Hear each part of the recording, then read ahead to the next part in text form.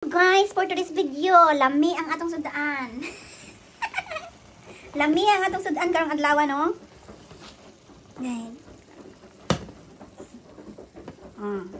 So, tanghon na may ketchup. May ketchup ba yan? Yung color-color ba, day? Sis, nilagyan ko ng manok. At saka, of course, ang tahong ni Carla, inihalo ko dyan para masarap. So, usok-usok tayo, guys, no? Tarawin natin. Tarawin natin. Ayan, no? Para siyang ano ba, pad thai style ba, pero tutanghon man ang noodles ko, guys. At saka yung parang udong, kunti lang din, oh. Tapos nilagyan ko ng maraming sahog. Kasi yun ang nagpapasarap dyan eh, yung sahog.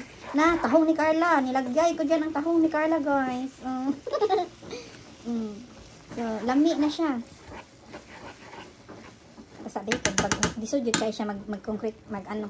So, akong gidungagan og tubig, no? Kay burag ning hubas na siya. Kay ang sutanghon, kusog kaayo mo. Suyop. Wala na, gibutangan na nako siya. So, gikaraw-karaw na ni nako diri, no? Gimikos-mikos kay ang sutanghon ning suyop sa sabaw. So, wala na sabaw. Hapit na ni siya maluto, guys. Ako ra yun siyang gikaraw-karaw, no? Hantod nga madugmok.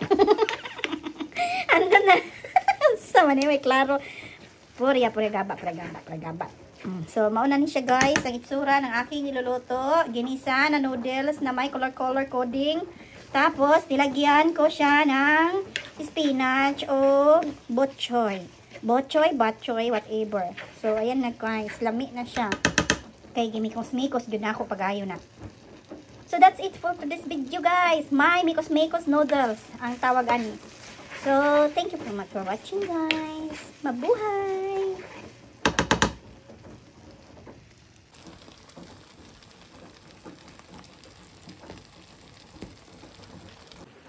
So, nara siya, oh. Oh, burag lami siya, guys. Tanawan ninyo. Burag lami ang akong giluto karon. Oh. Usok-usok man ay. Usok-usok.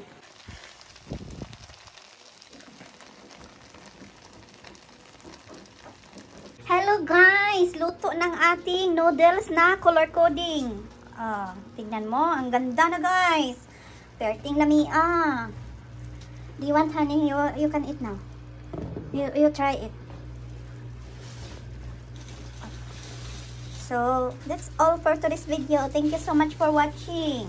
Noodles a la Mekos color coding. Char.